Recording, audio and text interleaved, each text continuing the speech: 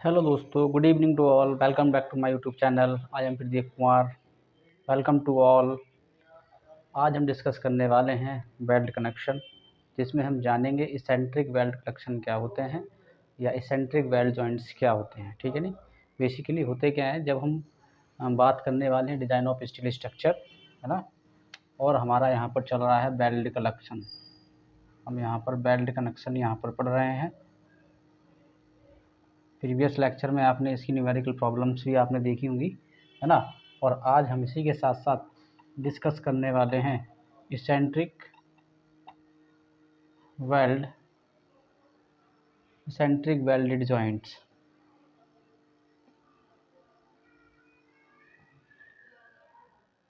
यानी इसको हम क्या बोलेंगे, उत्केंद्रीय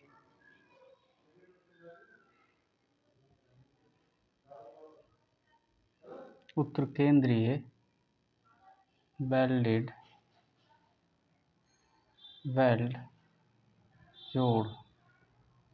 अब ये बेसिकली होते क्या हैं, वह जोड़ जिस पर वह वेल्डिंग जोड़ जिस पर बल की क्रिया रेखा उसके centre of gravity, it means गुरुत्वीय केंद्र से होकर नहीं गुजरती है, उसी को हम क्या बोलते हैं, इसेंट्रिक वेल्डेड जॉइंट्स बोलते हैं। और इसी के साथ साथ हम इसको क्या बोल सकते हैं, when the line of action of when the line of action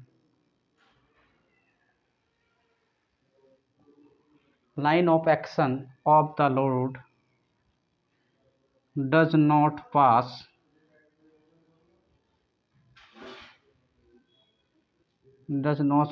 through the center of gravity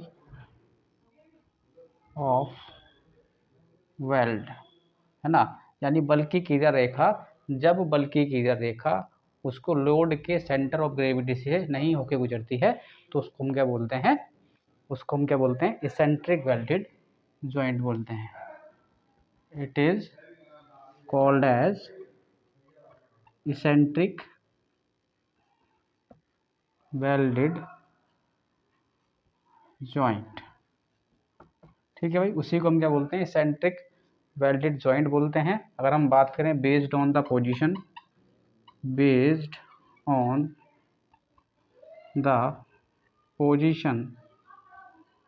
किसकी पोजीशन की बात कर रहे हैं, किसकी स्थिति की बात करेंगे हम, वेल्ड की। ठीक है नहीं। Based on the position and type of weld based on the position and type of the weld of joint, eccentricity भी हम कंसिडर कर सकते हैं, या इसेंट्रिक वेल्ड कनेक्शंस या joints are following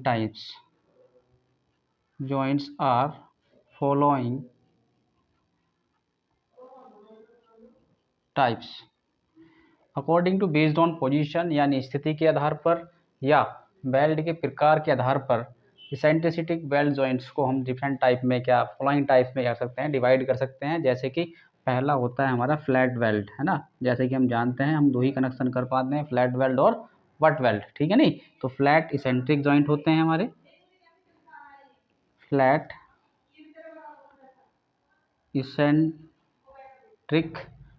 eccentric welded joint बोल सकते हैं, फ्लैट इसेंट्रिक वेल्डेड जॉइंट, और बट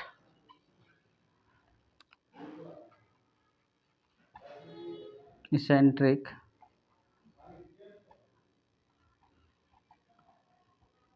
वेल्डेड जॉइंट। ये दो प्रकार के होते हैं according to position and types of weld joints. ये दो प्रकार के होते हैं। पहला होता है हमारा फ्लैट वेल्ड या फ्लैट इसेंट्रिक वेल्डेड जॉइंट, दूसरा होता है हमारा बट इसेंट्रिक वेल्डेड जॉइंट। ठीक है नहीं। इसके बाद हम इसको वन बाय वन क्या करेंगे, डिस्कस करेंगे। यहाँ तक आपने नोट कर लिया होगा। आइए डिस्कस करते हैं। फ्लैट वेल्ड या बट वेल्ड के अकॉर्डिंग, जॉइंट के अकॉर्डिंग इसेंट्रिक वेल्डेड जॉइंट कितने प्रकार के होते हैं, दो प्रकार के होते हैं। पहला होता है फ्लैट इसेंट्रिक वेल्डेड जॉइंट और दूसरा होता है आपका but eccentric welded joints. I hope आपको यहाँ तक समझ में आ गया होगा। किसी भी छात्र को यहाँ तक कोई भी दिक्कत समस्या परेशानी नहीं होगी।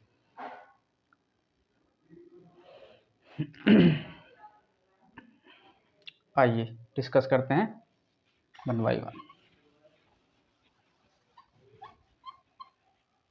पहली हेडिंग डालेंगे हम, फर्स्ट डालेंगे फ्लैट इसेंट्रिक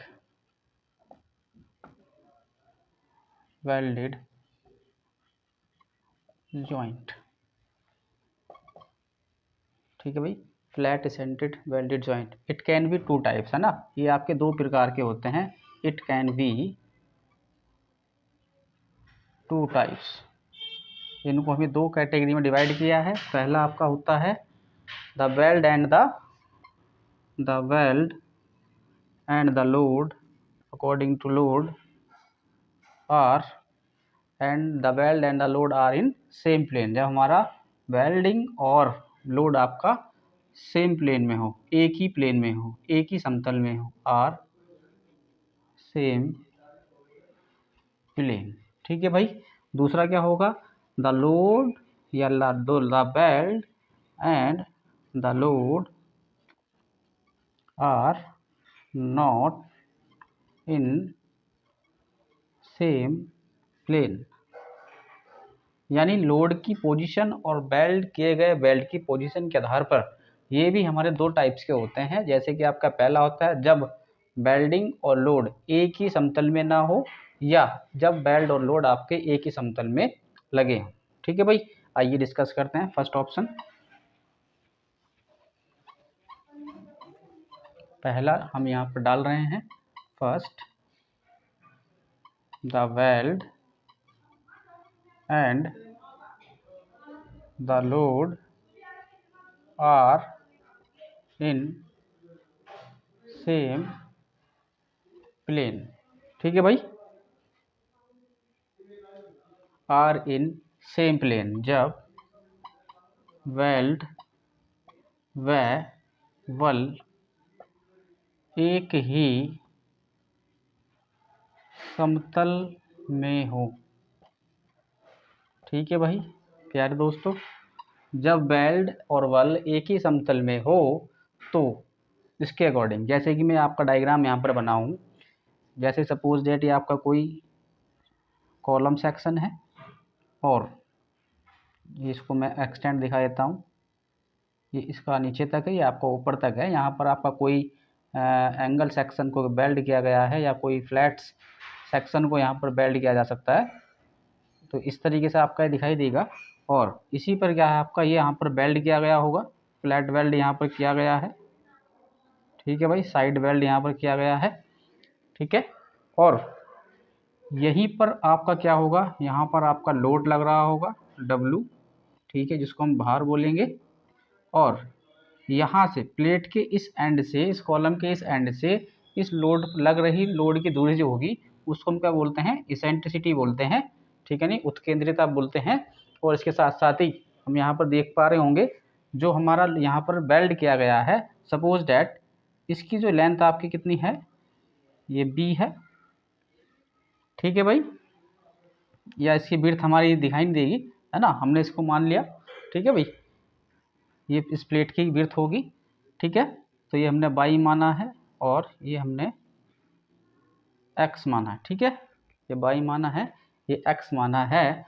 और यहीं से कहीं से क्या आ रहा होगा, हमारा सेंटर ऑफ ग्रेविटी जा रहा होगा या न्यूट्रल एक्सिस जा रहा होगा। ठीक है भाई, सेंट्रल एक्सिस। और यहीं पर हमने माना है कि यहीं सेंटर एक्सिस से आपका क्या होगा, y एक्सिस और x एक्सिस क्या कर रहे होंगे, पास कर रहे होंगे। ठीक है भाई, यहाँ हमने माना है कि आपका ये क्या है, सेंटर ऑफ ग्रेविटी हमने यहाँ पर माना हुआ है। और हमने जो माना है कि वेल्ड प्लेन से यहाँ पर D डिस्टेंस पर, ठीक है नहीं, आपका क्या है, सेंटर ऑफ ग्रेविटी है। और ये क्या है आपका ISHB है कोई, है ना, 350 भी मान सकते हैं, at the rate of 7.01 metre kilogram पर मीटर भी इसको हम कर सकते हैं। इस तरीके से आपका क्वेश्चन वो दे सकता है। ठीक है नहीं, कंडीशन दे सकता है। इसके साथ साथ ही यहाँ पर हमने इसको मान लिया है ठीक है नहीं। डायग्राम आपका इस तरीके से बनने वाला है, जब आपका लोड क्या होगा सेंट्रिसिटी पर लग रहा होगा और आपका फ्लैट वेल्ड क्या होगा साइड वेल्ड यहाँ पर किया गया होगा। और हम क्या कर रहे हैं यहाँ पर इस साइड वेल्ड से एंड से हमने क्या माना है कि इसकी डी डिस्टेंस पर क्या है हमारा सेंटर ऑफ ग्रेविटी है। लोड का क्या पर है यहाँ पर क्या लग रहा होगा आपका टोटल लोड लग रहा होगा प्लेट्स का, और जो लोड आपका रिएक्शन आ रहा होगा यहाँ पर आपका क्या हो रहा है ये वर्क कर रहा है। तो इसको हमने माना है कि आपका जो गुरुत्व केंद्र है उससे जो उसकी दूरी है वो आपकी डी है। ठीक है नहीं। मान लेते हैं इफ यदि यदि द लोड, हम एक एक करके लिखेंगे, the load carrying eight joint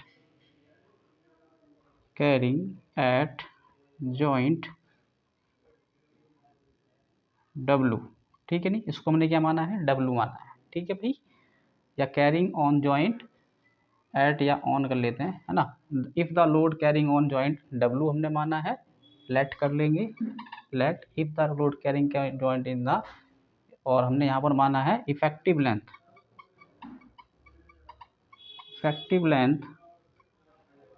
of the weld, effective length of the unit effective length of the unit effective throat thickness unit effective throat thickness unit effective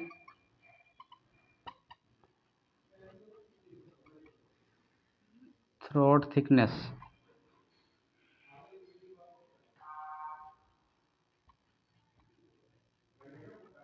throat thickness हमने क्या मानी है L, ठीक है भाई। यहाँ पर हमने माना है कि आपका जो इफेक्टिव जो लेंथ ऑफ द यूनिट है वेल्ड की, है ना, वो क्या है हमारी L है, और इफेक्टिव थ्रोट थिकनेस हमारी क्या है ना, यूनिट लेंथ, यहाँ पर हमने L माना है, यहाँ पर हमने T माना है, ठीक है भाई। इफेक्टिव थ्रोट थिकनेस हमने यहाँ पर T माना है, और effective length of the unit length हमने माना है स्मॉल l। इसके साथ साथ ही हम यहाँ पर क्या जूम करने वाले हैं, द मैक्सिमम डिस्टेंस, है ना, द मैक्सिमम डिस्टेंस, यहाँ तक किसी भी छात्र को दिक्कत नहीं चाहिए, ठीक है भाई। The maximum distance of the unit length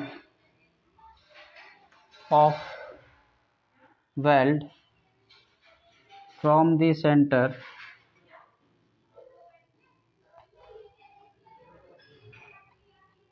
कितना माना हुआ है हमने स्मॉल डी, क्योंकि हमने सेंटर ऑफ ग्रेविटी से जो आपका डिस्टेंस माना हुआ है वो हमने कितना माना है स्मॉल डी माना है, या फ्रॉम ऑफ द सेंटर, या इसको हम लिख सकते हैं from the centre of group welded, या ग्रुप ऑफ वेल्ड लिख सकते हैं। कितना माना है हमने डी डिस्टेंस, ठीक है भाई। ये डी क्या माना है हमने कि जो आपका फ्लैट वेल्ड जो किया गया है उसका जो हमने गुरुत्व केंद्र से डिस्टेंस मानी है, मैक्सिमम डिस्टेंस हमने जो मानी है यूनिट लेंथ की, वो कितनी मानी है स्मॉल डी मानी है, वही हमने यहाँ पर लिखा है, ठीक है भाई। जहाँ पर आपका ग्रुप ऑफ वेल्ड का क्या लग रहा होगा टोटल फोर्स आ रहा होगा, ठीक है भाई। आइए आज तक आप नोट कर लेंगे। इसके साथ साथ ही हम यहाँ पर निकालेंगे टॉर्जनल मोमेंट, है ना।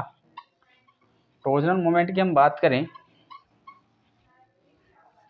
टॉर्जनल मोमेंट अगर हम यहाँ पर इसका निकालें, ठीक है, तो इसके अबाउट जो टॉर्जनल मोमेंट आ रहा होगा हमारा किस तरीके से लग रहा होगा, ये आपका क्या लग रहा होगा टॉर्जनल मोमेंट लग रहा होगा, ठीक है भाई। सेंटर ऑफ ग्रेविटी के एक्सिस के अबाउट लग रहा होगा, और यहीं पर हम निकालेंगे कि टॉर्जनल मोमेंट आपका क्या हो जाएगा force into distance, moment equal to force into distance होता है आपका, ठीक है नहीं। कितने डिस्टेंस पे लग रहा है डब्ल्यू आपका, इसेंट्रिसिटी ई पे लग रहा है, ठीक है नहीं, क्योंकि लोड आपका जो लग रहा है ई पे लग रहा है। अगर ये आपका लोड इस तरीके से इसको रोटेट करेगा तो आपका इसके अकॉर्डिंग क्या लगेगा आपका एंटी क्लॉकवाइज डायरेक्शन में क्या लगने वाला है टॉर्जनल मोमेंट यहाँ पर वर्क करने वाला है, जिसका मान क्या होगा m equal to W into E. Clear है भाई। इसके साथ साथ हम डायरेक्ट लोड निकाल सकते हैं, डायरेक्ट लोड क्या होता है, डायरेक्ट लोड हम यहाँ पर निकालेंगे, है ना, या डायरेक्ट स्ट्रेस भी हम यहाँ पर बोल सकते हैं। डायरेक्ट लोड क्या होता है W upon L, load upon unit length, हम यहाँ पर निकालेंगे, है ना। डायरेक्ट मोमेंट क्या होगा या डायरेक्ट लोड हम क्या निकाल सकते हैं, P A is equal to W into W upon L. L क्या है आपका, यूनिट लेंथ है बेल्ट का, ठीक है भाई। लोड ड्यू टू टोर्जनल मोमेंट क्या हो जाएगा,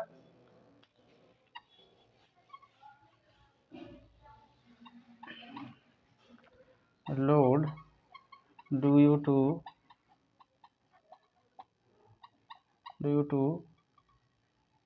टोर्जनल moment.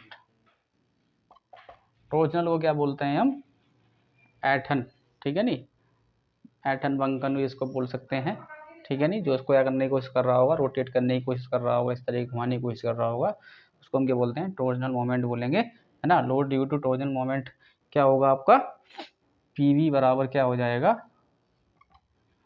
M into D upon क्या लिख सकते हैं, आई जेड, यानी moment of inertia about the Z Z axis, ठीक है नहीं। यहाँ पर एक्स एक्सिस है तो जेड जेड आपका यहीं से जा रहा होगा, ठीक है। और जेड जेड एक्सिस होता क्या है बेसिकली, आई जेड जेड होता क्या है, ये होता है आपका I X X, moment of inertia about the X X axis, और moment of inertia about Y Y axis. ये कब वर्क करता है, जब आपका लोड क्या लग रहा होगा, एक इसेंट्रिसिटी पर लग रहा होगा, जिसका सेंटर ऑफ ग्रेविटी क्या आ रहा होगा, बेल्ट से दूर आ रहा होगा, ठीक है नहीं। तो आई जेड जेड क्या होगा हमारा, आई एक्स एक्स प्लस आई वाई वाई हो जाएगा। और पी और पी वी क्या है आपका, क्या बना रहे होंगे, दो एंगल्स बना रहे होंगे। अगर सपोज डैट हमारा डायरेक्ट लोड जो आ रहा है ना, अगर यहाँ पर डायरेक्ट लोड आपका कितना लग रहा है, ये आपका पी ए लग रहा है, और इस दिशा में डायरेक्ट लोड आपका कितना लग रहा है, पी वी लग रहा है ड्यू टू टोर्जनल मोमेंट, तो इसका जो आपका रिजल्टेंट है वो ऊपर की ओर जा रहा होगा, यहाँ पर इसका रिजल्टेंट आपका क्या जा रहा होगा, ऊपर की ओर जा रहा होगा, या रिजल्टेंट फोर्स इसको पी मान सकते हैं, रिजल्टेंट फोर्स परिणामी बल आपका पी मान सकते हैं, क्योंकि जब आपका पी ए डायरेक्ट लोड आपका क्या आ रहा है, डब्ल्यू अपॉन एल ऊपर की ओर लगा है, जो रिएक्शन हमारी लगी है, और इसी लोड का जो आपका रिएक्शन लगा होगा पी वी, वो आपका एक्स एक्सिस के अलोंग लग रहा होगा। और अगर हम यहीं पर बात करें कि सेंटर ऑफ ग्रेविटी से आपका क्या गुजर रहा होगा, आपका परिणामी बल यानी रिजल्टेंट फोर्स आपका यहाँ पर वर्क कर रहा होगा। तो सबसे पहले, है ना, तो हमारा रिजल्टेंट फोर्स कितना हो जाने वाला है, रिजल्टेंट फोर्स हमारा कितना हो जाएगा, ये कब हो रहा है, जब आपका ये पी वी एक्स एक्सिस पे लग रहा होगा, पी ए डायरेक्ट लोड आपका इस तरीके लग रहा होगा, और ये आपका क्या जा रहा होगा, पी रिजल्टेंट फोर्स, है ना। तो रिजल्टेंट फोर्स कितना हो जाएगा, और जब ये एंगल थीटा बना रहा हो, सपोज दैट ये एंगल जो है आपका थीटा है, ये एंगल कितना मेक कर रहा है, इससे थीटा एंगल पर क्या कर रहा है, रोटेट करने की कोशिश करेगा रिजल्टेंट, है ना।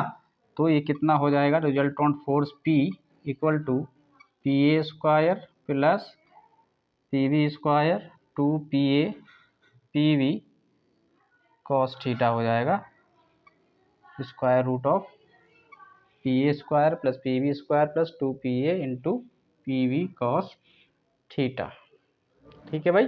क्योंकि आपका जो लोड लग रहा है वो थीटा पर लग रहा है, और जब थीटा से हम क्या करेंगे, इसको नीचे की ओर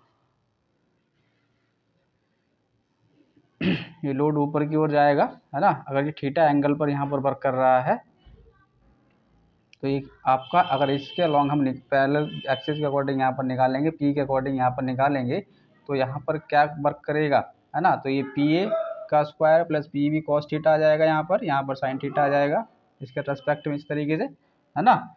तो आ जाएगा पी वी कॉस थीटा, और यहाँ पर आ जाएगा पी वी साइन थीटा, ठीक है। और ये ऊपर की ओर हमारा वर्क करेगा, तो हम क्या कर रहे हैं, along to Y Y axis यहाँ पर क्या कर रहे हैं, इसको मेजर करने की कोशिश कर रहे हैं। तो ये आपका P A P V cos theta में आ जाएगा, ठीक है भाई। क्योंकि अगर हम इसको निकालना चाहेंगे तो आपका ये कितना आ जाएगा, अगर ये थीटा है इस तरीके से वर्क कर रहा है, ठीक है नहीं, ये थीटा एंगल है, ये आपका पी ए है, और ये आपका पी वी है, ठीक है भाई। इसके अलोंग आपका ये पी वी है, ये पी ए है, ठीक है नहीं। तो इसके लॉन्ग निकालेंगे तो आपका ये कॉस थीटा के टर्म में निकल के आ जाएगा, ठीक है भाई। या ये एंगल भी हमारा थीटा ही होगा, ठीक है भाई, क्योंकि 90 एंगल पर कट करेगा। तो 45 हम किसी भी एंगल को मेजर कर सकते हैं। तो आपका यहाँ पर जो है पी वी कॉस थीटा आने वाला है इसके टर्म के साथ, ठीक है नहीं। तो आपका रिजल्टेंट फोर्स कितना आ जाएगा, P equals to square root of P A square plus P V square plus 2PA dot P V cos theta, इतना आप याद रखने वाले हैं, ठीक है नहीं। आइए मैक्सिमम स्ट्रेस इन बेल्ट कितना हो जाएगा, maximum stress in belt, maximum stress in belt कितना होता है, कितना होता है भाई, स्ट्रेस बराबर कितना होता है, फोर्स अपॉन एरिया, कितना होता है, फोर्स अपॉन एरिया, ठीक है भाई। फोर्स अपॉन एरिया हम निकालेंगे तो आपका ये आ जाएगा, यानी यहाँ पर load upon area of weld पर मीटर पर mm length, unit length mm length हम निकालेंगे तो आपका क्या आ जाएगा, मैक्सिमम स्ट्रेस आ जाएगी। और मैक्सिमम स्ट्रेस क्या हो जाएगी इसकी, मैक्सिमम स्ट्रेस कितनी होने वाली है, P upon L into T, क्योंकि लोड जो आपका यहाँ पर बेल्ट है, सपोज डेट इसकी थ्रोट थिकनेस कितनी है, टी है, ठीक है नहीं। तो टी थिकनेस पर आपका लगा होगा और इसकी लेंथ के अकॉर्डिंग लगा होगा, तो L इंटू टी क्या हो जाएगा, पर mm लेंथ इसकी क्या हो जाएगी, एरिया हो जाएगी बेल्ट की। और मैक्सिमम स्ट्रेस आपकी क्या आ गई, P upon L into T. और रिजल्टेंट फोर्स कितना आ गया आपका, P बराबर P A square plus P V square plus 2PA dot P V cos theta आपका यहाँ से आने वाला है। और यहाँ पर टी टी क्या है, ये आपका क्या है, टी टी क्या है आपका, थ्रॉट थिकनेस है, थ्रॉट थिकनेस है भाई, ठीक है भाई। टी टी आपका क्या है, थ्रॉट थिकनेस है। और पी क्या है आपका, लोड है, जो आपका कहाँ पर लगा है, इसेंट्रिसिटी ई डिस्टेंस पर लगा है, ठीक है नहीं। क्लियर है भाई, यहाँ तक आई होप आपको समझ में आ गया होगा। अब नेक्स्ट केस को हम यहाँ पर डिस्कस करेंगे, है ना। अगर आपको यहाँ तक समझ में आ गया तो आप चैनल को लाइक शेयर और सब्सक्राइब जरूर करें, ठीक है नहीं। सेकंड केस हमारा क्या था इसमें, इसेंट्रिसिटी कनेक्शन में, फ्लैट वेल्ड इसेंट्रिसिटी में सेकंड केस क्या है हमारा, if the load the weld and load are not in same plane, ठीक है भाई। जब आपका लोड और वेल्ड एक ही तल में ना हो तो उसके लिए कंडीशन क्या बनने वाली है, हम यहाँ पर देखने वाले हैं। आइए हम इसका डायग्राम ड्रॉ करने वाले हैं। पहले इसका डायग्राम ड्रॉ कर लेते हैं। सपोज डैट ये आपका कोई बीम सेक्शन है, कॉलम सेक्शन अपने यहाँ पर लगाया है ISHB, ठीक है नहीं। और इसी में आपका क्या है, कोई एंगल सेक्शन या कोई वेल्डिंग किया गया होगा। सपोज डेट ये आपका एक कंटिन्यूटी हम यहाँ पर दिखाएंगे, ठीक है भाई। यहाँ पर आपका बेल्ड किया गया है और बेल्ड आपका यहाँ पर सपोज डेट हमने पहले केस में देखा था कि आपका जो लोड और वेल्ड है ना, वो दोनों ही कहाँ पर लग रहे होंगे, यहाँ पर लग रहे होंगे। लेकिन इस केस में क्या है, हमारा लोड और वेल्ड जो है हमारा कहाँ पर किया गया होगा, इस किनारे पर किया गया होगा। सपोज डेट हमने ये क्या किया है, यहाँ पर बेल्ड किया है, ठीक है भाई। अब आपका बेल्ट और लोड क्या है, आपके डिफरेंट प्लेसेस में लगे हैं, ठीक है नहीं, यानी उसकी पोजीशन क्या है, आपकी चेंज हो गई, ठीक है नहीं। सपोज दैट इसकी जो आपकी ये है, ये इसकी क्या है, इसकी डी डेप्थ है, ठीक है नहीं, या इसकी विड्थ बोल सकते हैं। और यहीं पर आपका क्या लगा है, लोड लगा है। और ये इसेंट्रिसिटी ई पर लगा है, ये इस पर लगा है, इसेंट्रिसिटी ई पर लगा है, ठीक है भाई। और इसका अगर हम प्रीव्यू देखें तो आपका दोनों बोथ साइड आपका क्या गया होगा, ये वेल्ड यहाँ पर किया गया होगा। बोथ साइड आपका ये वेल्ड आपका इस तरीके से, एक साइड ये वेल्ड किया गया होगा, एक साइड ये वेल्ड किया गया होगा, ठीक है नहीं। आपका टोटल वेल्ड इस तरीके से किया गया है। क्लियर भाई, इस तरीके से आपका ये क्या किया गया है, वेल्ड हो रहा होगा सेक्शन पर। अब यहाँ पर जो 2 टाइम्स ऑफ क्या हो गया, इसकी डी के रेस्पेक्ट में इसकी लेंथ हो गई, ठीक है नहीं। अब ये क्या है आपका, यहाँ पर लोड इस प्लेन में लगा है लेकिन बेल्ट आपका इस प्लेन में लगा है, ठीक है नहीं। आइए डिस्कस करते हैं। अगर हमारा क्या है, इफेक्टिव थ्रॉट थिकनेस कितनी ले लें, if the effective throat thickness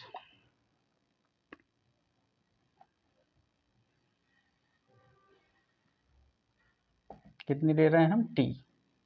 क्या मान ली हमने, इफेक्टिव थ्रॉट थिकनेस हमने टी इक्वल्स टू क्या मान लिया है, 1 मिलीमीटर मान लिया है ना। If the effective throat thickness T is equal to 1 millimetre या यूनिट प्रति मीटर mm निकाल रहे हैं हम, तो effective length of the flat कितना हो जाएगा, effective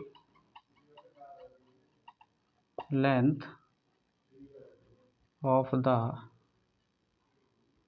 flat weld, effective length of the flat weld कितना होने वाला है हमारा, क्योंकि हमने माना कि आपका जो लेंथ है वो एल है एक साइड का, ठीक है भाई।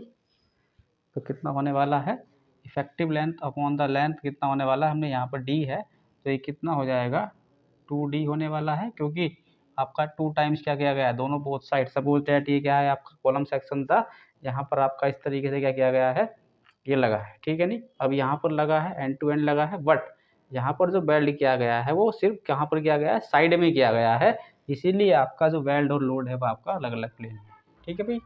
तो यहाँ पर आपका 4 per unit length of the belt, 4 per unit length of the weld.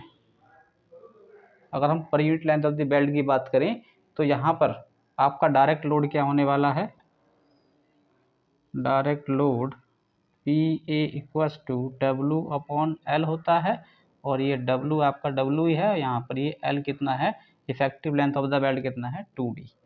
तो यहाँ पर इस तरीके से पी ए का मान कितना आ जाएगा आपका, पी ए बराबर आ जाएगा डब्लू अपॉन 2D। क्लियर है भाई। और इसी के कारण आपका क्या आ जाएगा,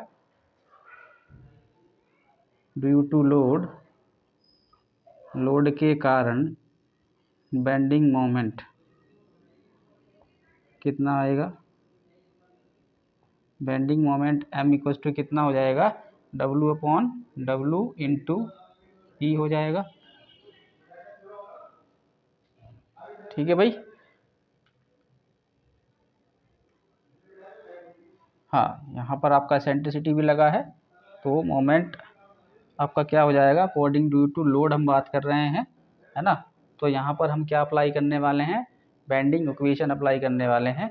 बेंडिंग इक्वेशन के अकॉर्डिंग यहाँ पर लोड क्या होता है, P V equals to maximum moment,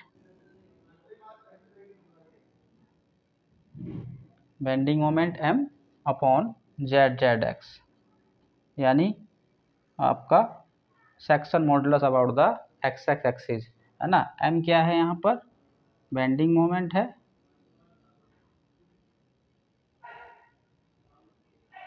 ठीक है नहीं, और जेड एक्स एक्स क्या है आपका यहाँ पर, सेक्शनल मॉडुलस है, परिच्छेदन मापांक इसको हम बोल सकते हैं, ठीक है नहीं, सेक्शन मॉडुलस इसको हम बोल सकते हैं, ठीक है भाई। और यहाँ पर हम मोमेंट की बात कर रहे थे, तो मोमेंट आपका कितना आने वाला है, अगर ये आपका इस तरीके से इसको रोटेट कर रहा है तो आपका इस तरीके से मोमेंट हमारा लगने वाला है, और m यहाँ पर कितना लगेगा, W इंटू ई लगेगा। तो आपका यहाँ पर पी वी बराबर हो जाएगा W इंटू ई upon Z x x. Clear है भाई यहाँ तक।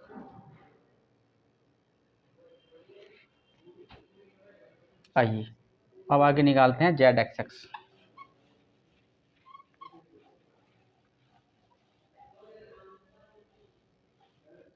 जेड एक्स एक्स, तो जेड एक्स एक्स क्या होने वाला है हमारा, m अपॉन बाई होता है, m अपॉन बाई, ठीक है भाई। आई अपॉन बाई हम लेंगे, सॉरी, है ना, ये क्या होता है, आई अपॉन बाई हम यहाँ पर लेते हैं, तो ये क्या होता है आपका आई बी डी क्यू अपॉन 12 होता है, डिवाइड बाई वाई आपका होता है डी बाई 2, है ना। डी क्या होता है आपका, डेप्थ ऑफ द सेक्शन होता है, ठीक है नहीं। और यहाँ पर बी क्या है आपका, टी है, क्योंकि वेल्ड की जो थिकनेस है वो हमने क्या मानी है, टी मानी है। तो यहाँ पर जेड एक्स एक्स कितना होने वाला है, टी इंटू डी हमारा टोटल लेंथ है, total depth of the belt है, तो यहाँ पर डी क्यू अपॉन 12 मल्टीप्लाई करेंगे डी बाई 2, dy/2 मीन्स आपका क्या है, y का मान है, तो dy/2 यानी 2 ऊपर चला जाएगा और यहाँ पर आ जाएगा t। ठीक है भाई।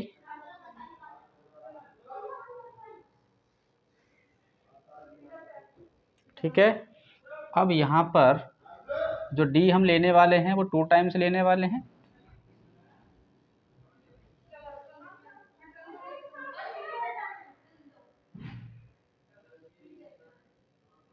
t बराबर हम 1 mm लेंगे। ठीक है भाई, क्योंकि हमने t कितना माना है, 1 mm निकाल रहे हैं। ठीक है, तो ये आपका आ जाएगा,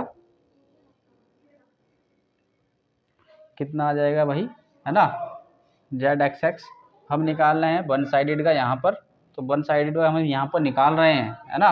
तो हमारे कितने साइड हमारे वेल्ड हुआ है, 2 साइड हुआ है, तो इसलिए इसे हम क्या करेंगे, 2 से मल्टीप्लाई भी करना पड़ेगा और यहाँ से d कैंसिल हो जाएगा और t इक्वल टू हमारा यहाँ पर 1 हो जाएगा। ठीक है, तो यहाँ पर कितना बचने वाला है, d² into 2 divide by 12 into 2 बचने वाला है, 2 छंग 12 2 तिया 6, यानी ये बचने वाला है d²/3। क्लियर है भाई, ये d²/3 आपके क्या बचने वाला है, z(x)(x), तो z(x)(x) कितना आ जाएगा, d की होल ट्वाइस और ये आ जाएगा 3, d⁻² डिवाइड बाई 3, यानी section modulus about the x axis या z(x) एक्सिस कितना हो जाएगा आपका, d²/3 हो जाएगा। और इसी के कारण आपका अगर इसकी वैल्यू हम यहाँ पर रख दें तो PV बराबर कितना होने वाला है, W/E/d² डिवाइड बाई 3 या 3WE/d²।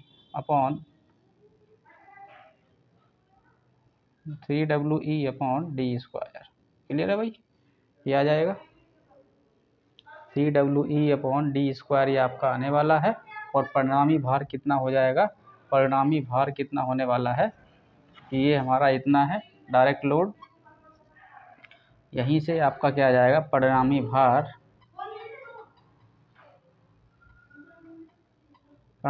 आपका कितना हो जाएगा, PA² प्लस PV²। यहाँ से हम क्या निकाल सकते हैं, परिणामी भार निकाल सकते हैं, रिजल्टेंट लोड निकाल सकते हैं P। क्लियर है भाई। इसके साथ साथ ही क्योंकि ये 90 एंगल्स पर आपका है, ये जो एंगल आपका है ये 90 एंगल पर है, इसलिए यहाँ पर cos थीटा नहीं आने वाला है।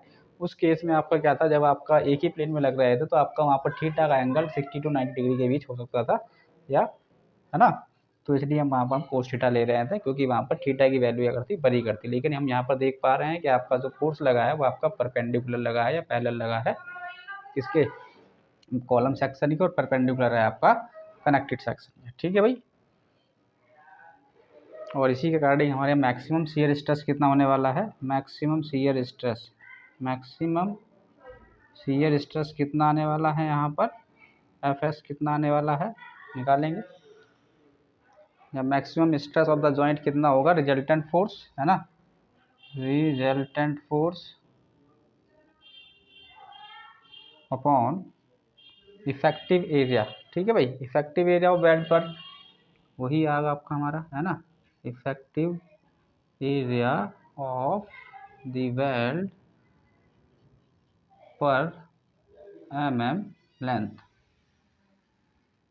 लेंथ हम निकाल रहे हैं, तो यहीं से आपका आ जाएगा। और यहीं से आप यहाँ पर क्या निकाल सकते हैं, सिग्मा की वैल्यू या FS की वैल्यू निकाल सकते हैं, सिग्मा हम ले सकते हैं। ठीक है नहीं, मैक्सिमम स्ट्रेस यहाँ पर इसको मान सकते हैं, तो मैक्सिमम आपका कितना आ जाएगा, P/, एरिया की बात करें तो एरिया हमने T हमारा 1 माना हुआ है, और ये आ जाएगा L/TT। ठीक है भाई, throat thickness, length into TT क्या है आपका, throat thickness of the belt है, L क्या है आपका पर mm लेंथ हमने यहाँ लिया है, जिसका मान 1 भी रख सकते हैं। और TT आपका जो भी आपका फॉर्मूले में आपका आएगा, क्वेश्चन में जो भी गिवन होगा, इस तरीके से हम क्या कर लेंगे, अपनी मैक्सिमम स्ट्रेस यहाँ पर निकाल लेंगे, जिसको हम क्या कर सकते हैं, द मैक्सिमम शियर स्ट्रेस या कंप्रेशन या tension stress develop on joint is not less than the permissible shear stress, है ना। और जो मैक्सिमम शियर स्ट्रेस है, इसकी वैल्यू इसके क्या नहीं होनी चाहिए, ज़्यादा नहीं होनी चाहिए, ठीक है नहीं, या परमिजुअल शियर स्ट्रेस से ज़्यादा नहीं, oh sorry, not less than, यानी not less than permissible shear stress, ठीक है भाई। परमिजुअल शियर स्ट्रेस से अगर आपकी जो वैल्यू, आपकी डिज़ाइन वैल्यू है जो आप यहाँ पर डिज़ाइन कर रहे हैं, अगर उसकी वैल्यू क्या है, आपकी परमिजुअल शियर स्ट्रेस से ज़्यादा आ रही है, ठीक है नहीं, तो आपका ओके है, यानी आपका परमिजुअल शियर स्ट्रेस से इसकी वैल्यू कम नहीं होनी चाहिए due two factor of safety of the structure, ठीक है भाई। आई होप आपको यहाँ तक समझ में आ गया होगा, और इसी के साथ साथ आज का यह सेशन हम कंप्लीट करते हैं, और आगे जो हमने सेशन ये कराया है, अगले सेशन में हम इसके क्या कराएंगे, न्यूमेरिकल प्रॉब्लम्स आपको सॉल्व कराने वाले हैं, तो बने रहिए। और अगर सेशन आपको अच्छा लगता है तो आप सेशन को शेयर, लाइक, शेयर और सब्सक्राइब ज़रूर करें, और अपने दोस्तों को भी शेयर करें, जिससे कि जो हम इंफॉर्मेटिव वीडियो ये वहाँ पर बना रहे हैं हाँ तक उन तक पहुँच जाए, ठीक है नहीं। तो love you guys, thank you for watching my YouTube videos, thank you all, bye bye.